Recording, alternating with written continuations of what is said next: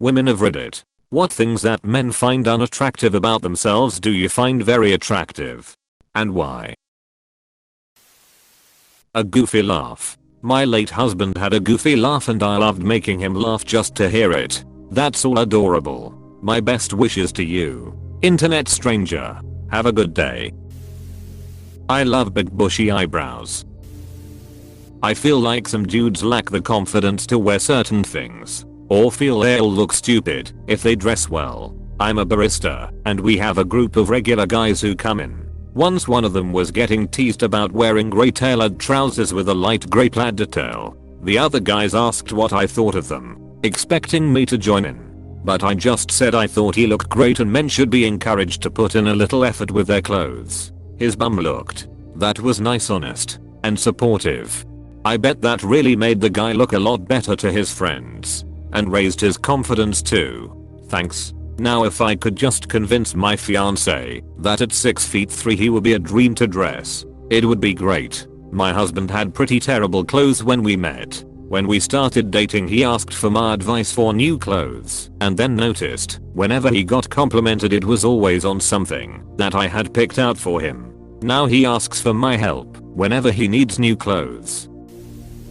Are men of Reddit disproportionately upvoting the attributes that they possess? Or am I just way more desirable than I ever realized? My self-esteem assumes the former. My boyfriend spectacularly becomes self-conscious over his excitement of his hobbies. His last relationship was toxic to the extreme, and she would force him to feel bad for having hobbies outside of her, and for having his attention elsewhere. It was to the point where he was apprehensive to even tell me what he was doing sometimes, because he would worry that I would be mad at him for having a social life. But honestly I love it. Everything about him and his personality is just beautiful. The way he gets so excited when he calls the climax of the story arc of his new favorite anime. Or when he tells me he's listening this podcast of this new man he discovered that talks about anime and how he loves it. Or when he shows me his new character for D&D that has drawing and goes through the different powers they have and why he chose them for that campaign. Or how he laughs so hard at his little weeby TikToks that I don't understand, so he has to explain them to me and he laughs harder. Or even when he's watching subs and I'll ask him what is going on even if I really don't care about it. Just to see how big his smile gets when he gets to explain all about this part of this story arc that I truthfully forget about by the next morning. Even if I don't share his passions, I love to see his love for them, and it baffles me to think she ever made him feel so bad for loving the things he loves. Saving this post to make myself feel better later. You big-nosed dad bod having short small dick thief. I can hear the italics. Funniest comment here. This is going to end up as one of those videos narrated by text-to-speech in YouTube, won't it? Edit. Fucking hell. https://yao2b/899vk0frq. It would be funny if this comment gets in the video. I can hear the robot voice that censored F, so it can gain AdSense. Ducking peen null hit. With that chill music in the background. While robot is talking coldly, like he'll suck your soul from your toes.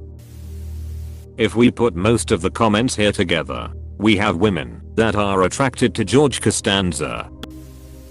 When they take care of their appearance, show emotions or do what they please, not minding people calling them feminine. Like wear sunscreen. Cancer won't make you more masculine, you idiot. Edit. Typo. When they do anything unmanly and are at peace with it. Examples: wearing pink, singing in the car/shower, talking about their feelings, using body washes/shampoos that aren't just the cheap generic for men shit, wearing jewelry, fawning over plants or animals. It shows me that they are mature, comfortable with themselves, and don't equate femininity with inferiority. Okay, wait a second. Full stop. Singing in the shower is unmanly? What the? Question mark? Who doesn't sing in the shower every now and then? They're real laughs. I think most people have a public and restrained laugh, so to hear a guy laugh without being self-conscious about how jiggly or higher pitched they may sound is absolutely adorable. Yes please. My husband has this ridiculous high-pitched giggle snort he does when he lets go. It's so cute and makes me laugh. He doesn't do it much, but when he does, I do everything I can to make him keep lodging. Until he gets lithe-lated at least. Until he gets lithe-lated at least. Goals. That's an awesome goal. For both parties too. Admitting that they don't know something. A big turn off for me is when a guy pretends they know about something because they think it will impress me or think I'll look down on them for not knowing. It's okay to admit you're unfamiliar about something. And I truly appreciate the honesty behind that and find it incredibly refreshing.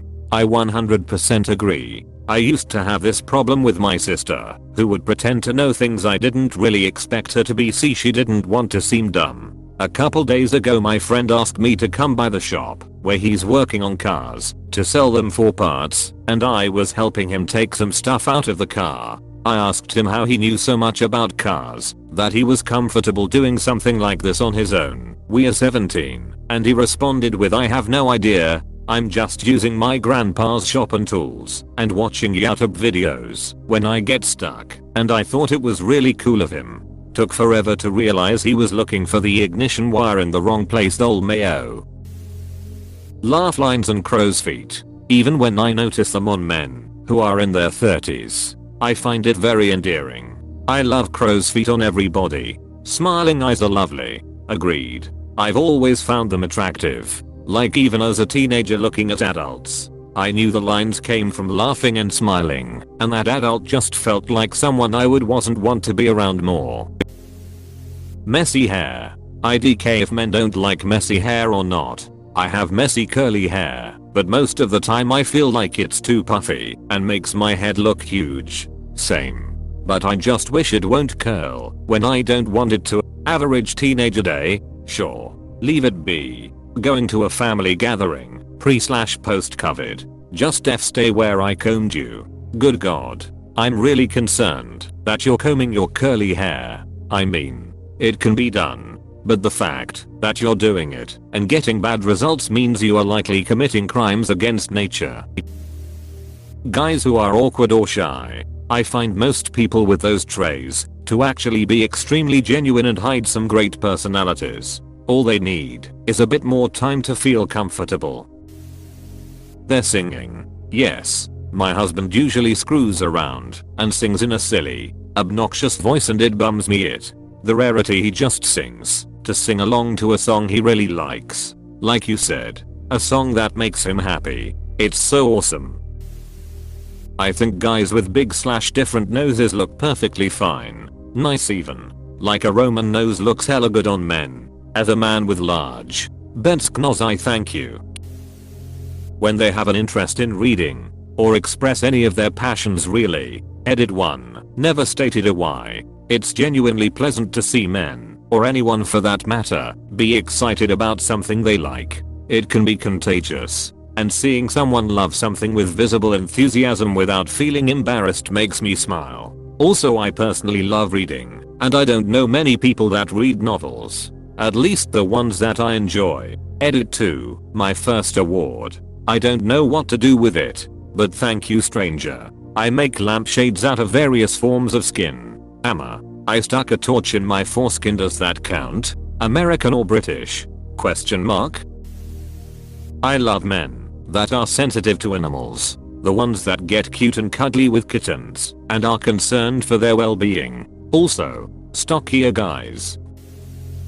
Being soft and submissive sometimes. I want a guy to feel protected when he's with me as much as I want to feel protected by him. I needed support from my ex. When I went to her for it, she attacked me when I was at my lowest. I learned fast that I was still on my own.